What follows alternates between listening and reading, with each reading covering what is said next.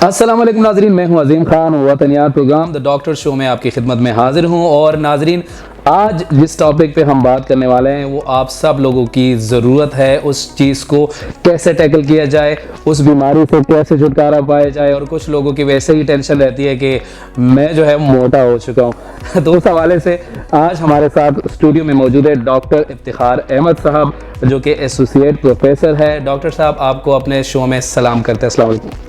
वालेकुम सलाम, शुक्रिया सबसे पहले आपने मुझे इनवाइट किया। और बहुत ही इम्पोर्टेंट पॉइंट है, टॉपिक है जो हमारे मुल्क में बहुत ज़्यादा इसके मरीज़ होते जा रहे हैं।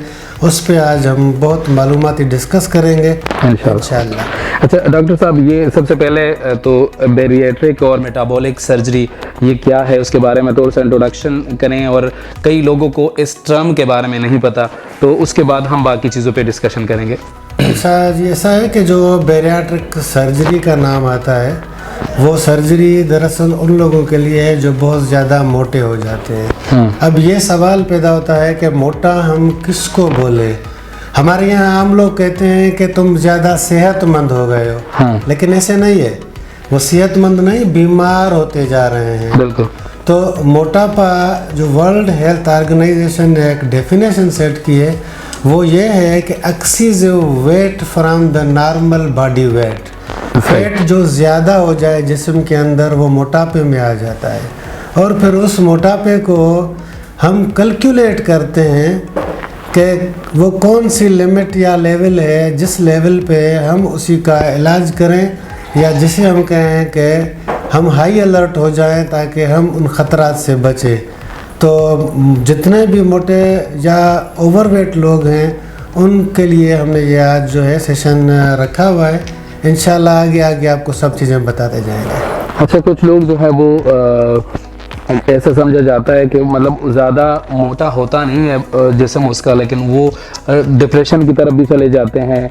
और वो ये सोच रहे होते हैं कि मैं मतलब ये कि अपने वेट को कैसे कंट्रोल करूं और ये वो। तो उस हवाले से आप थोड़ा सा इसको लोगों को, जितने भी लोग हैं उनको समझाएं कि जो ये डिप्रेशन उसकी क्यों होती है और उसको कैसे उस चीज़ पे काबू पाया जाए। सबसे पहले हमें ये पता होना चाहिए कि जो मोटा है वो कौन सा आदमी है। उसके लिए एक कैलकुलेटर है जो आप रूटीन में घर में भी इस्तेमाल कर सकते हैं, इंटरनेट पे भी अवेलेबल है। जस्ट आप BMI कैलकुलेटर लेकर तो आ जाता है आसानी से। अब BMI calculator basal metabolic index calculator है। उसमें दो चीज़ों को मेजर किया गया, एक हाइट, दूसरा वेट। तो हाइट और वेट की कैलकुलेशन में जो नॉर्मल वेट है रिकमेंडेड वो 18.5 से लेकर 25 से बिलो होना चाहिए। अगर आप 25 to 30 हैं तो आप ओवरवेट कहलाते हैं। और अगर आप 30 to 35 हैं तो फिर ओबेसिटी की लेवल्स हैं 1 to 3। 30 to 35 ओबेसिटी लेवल 1 है। अगर BMI 35 to 40 है तो वो ओबेसिटी लेवल 2 है। और अगर यह BMI 40 यानी 40 से ज़्यादा हो तो ओबेसिटी लेवल 3 है, जिसको मार्बिडली ओबीज भी कहा जाता है। सही। अच्छा डॉक्टर साहब, ये इसमें कोई एज फैक्टर भी है कि मतलब कुछ जो बच्चे होते हैं उनके बिल्कुल स्टार्ट से वो उसका जिस्म बढ़ना शुरू हो जाता है, कुछ जो है वो सर्टन एज के बाद जो है वो उनके मोटापे की तरफ जाते हैं, तो उसमें कोई स्पेसिफिकेशन एज फैक्टर भी है? जी, एज फैक्टर कोई नहीं है। डिपेंड नहीं करता कि बच्चा है या बड़ा है। बच्चे भी बहुत ज़्यादा आ जाते हैं जो बहुत बहुत मोटे हो जाते हैं। हाँ, कुछ में ऐसा है कि कुछ जेनेटिक फैक्टर्स हैं, उनकी वजह से जीन्स में तब्दीली होती हैं तो वो भी मोटे हो रहे होते हैं, जो बहुत ज़्यादा मोटे हो जाते हैं। और बाकी जो रूटीन में हमारी आजकल की लाइफ है, जैसे हम कहते हैं सीडेंटरी लाइफ, हम पहले ज़माने में ज़्यादा वज़न उठाते थे, ज़्यादा एक्टिविटी होती थी, लोग सफ़र जो है वो पैदल करते थे, तो उस वक्त मोटापा नहीं था। सही। ये जैसे जैसे उर्बनाइजेशन हुई है, लोग शहरों की तरफ मुंतकिल हुए हैं, जैसे जैसे हमारी जो मॉडर्नाइजेशन आई जिसमें ऑनलाइन सर्विसेज आ गई, तो बंदा कोई चीज़ खरीदने के लिए बाहर जाए वो मोबाइल पे बैठ के ऑर्डर देता है, घर पे आ जाती है। किसी जगह जाना भी हो तो गाड़ी बिल्कुल उसके दरवाजे पे खड़ी कर देते हैं किसी डिपार्टमेंटल स्टोर के, ताकि हमें वॉकिंग ज़्यादा ना करनी पड़े। तो ये जो चीज़ें हैं कि हमने अपनी लाइफ को ज़्यादा ऐसा महदूद कर दिया है कि बैठे हुए हैं, सिर्फ खाना और बैठना इसी ज़्यादा ख़तरनाक है। उसी वजह से मोटापा पूरी दुनिया में बढ़ चुका है। इस वक्त वर्ल्ड हेल्थ ऑर्गेनाइजेशन ने इसको प्लेग कहा है कि दुनिया की नई प्लेग है कि मोटापा पूरी दुनिया में बहुत तेज़ी से फैल रहा है। और जितने जितने वो वेस्टर्न कंट्रीज़ या ज़्यादा जो फर्स्ट वर्ल्ड कंट्रीज़ कहते हैं वहाँ पे मोटापा सबसे ज़्यादा है। बिल्कुल। और जितने गरीब कंट्रीज़ है वहाँ मोटापा कम है। यानी कि जितने आप उर्बनाइजेशन में और ईज़ ऑफ लाइफ चाहेंगे तो ज़्यादा मोटे हो जाते हैं। बिल्कुल। डॉक्टर साहब ये बताइएगा कि मोटापे से कौन कौन सी बीमारियां फैल जाती है और उसको कैसे हम उसकी ट्रीटमेंट कैसे करते हैं?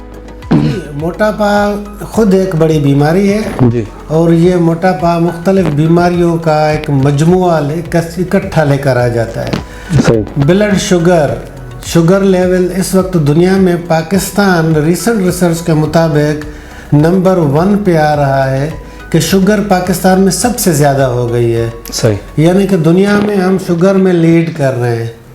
दूसरी बात यह है कि हाइपरटेंशन यानी ब्लड प्रेशर का बढ़ जाना।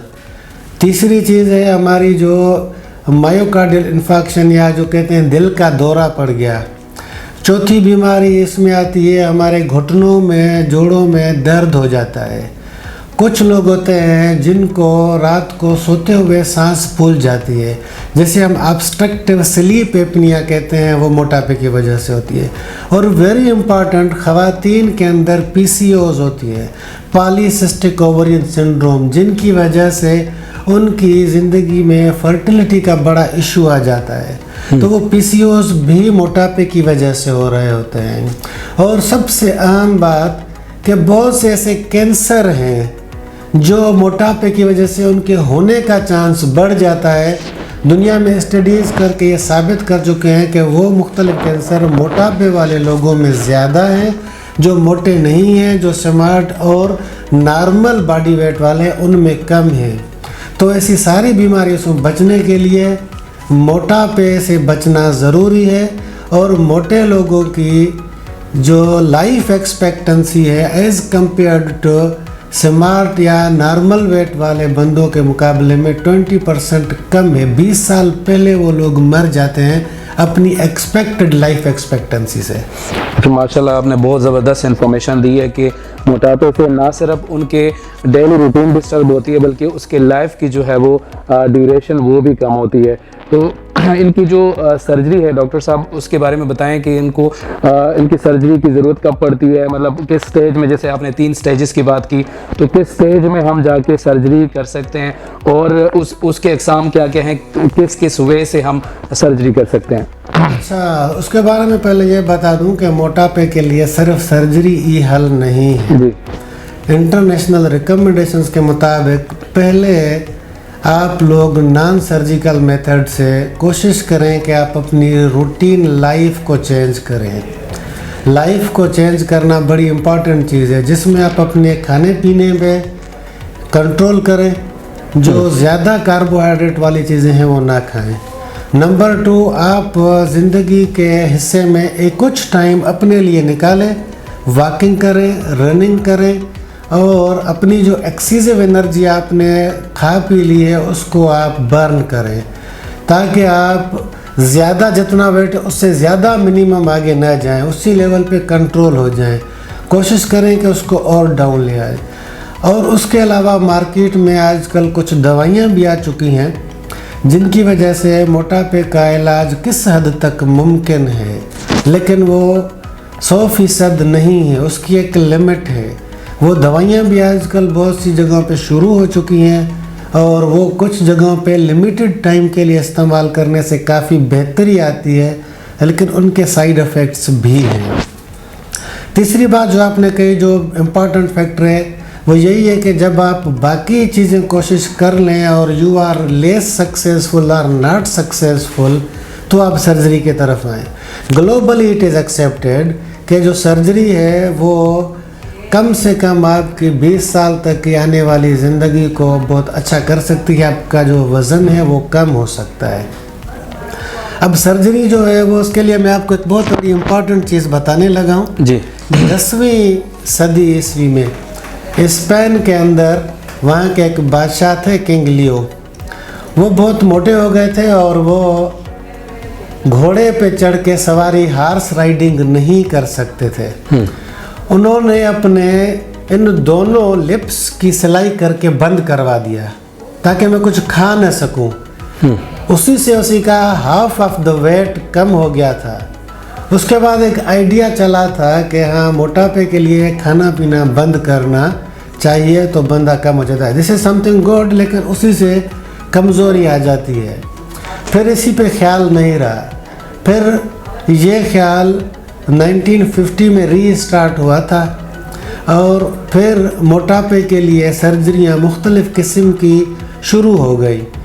उसी में जितनी भी इवैल्यूएशन ही चेंजेस आई, पहले वो ओपन सर्जरी की जाती थी, अब लेप्रोस्कोपिक सर्जरी पे कन्वर्ट हो गए। पहले बड़ा चीरा लगता था, अब सिर्फ 10-12 mm के 4 सुराख कभी 5 सुराख करके वहाँ से ये सर्जरी की जाती है, जिसे हम मिनिमली इन्वेसिव सर्जरी कहते हैं। उसमें 2 इस वक्त जो है ना मशहूर और मोस्ट कॉमन दुनिया में ऑपरेशन हो रहे हैं। एक है स्लीव गैस्ट्रेक्टोमी, दूसरा है मिनी गैस्ट्रिक बाईपास, और उनके साथ रिजर्व्ड तीसरा जो टॉप पे आ रहा है वो है रोएनवाई गैस्ट्रिक बाईपास। अब इनमें 2 चीज़ें हैं। एक वाली जो है उसी को कहते हैं रिस्ट्रिक्टिव सर्जरी। सही। रिस्ट्रिक्टिव का मतलब ये है कि आप खाना जो खाते हैं वो लिमिट हो जाएगा। उसमें एक बनाना की शेप का ट्यूब लाइक स्टमक किया जाता है जो साइज़ में बहुत छोटा हो जाता है। इतने बड़े स्टमक से बिल्कुल ट्यूब बनाना शेप्ड स्टमक बन जाता है, जिसमें खुराक का जो रास्ता है वो नॉर्मल रहता है लेकिन साइज़ कम होती है। आप 2-4 निवाले लेते हैं, आपका पेट भर जाता है। और दूसरी अच्छी इसमें बात ये होती है कि आपको भूख का एहसास नहीं होता, क्योंकि जो भूख वाले हार्मोन्स निकलते हैं वो ग्रेलिन हार्मोन है, वो निकलता है फंडस से, और फंडस इसमें काट के बाहर निकाल दी जाती है।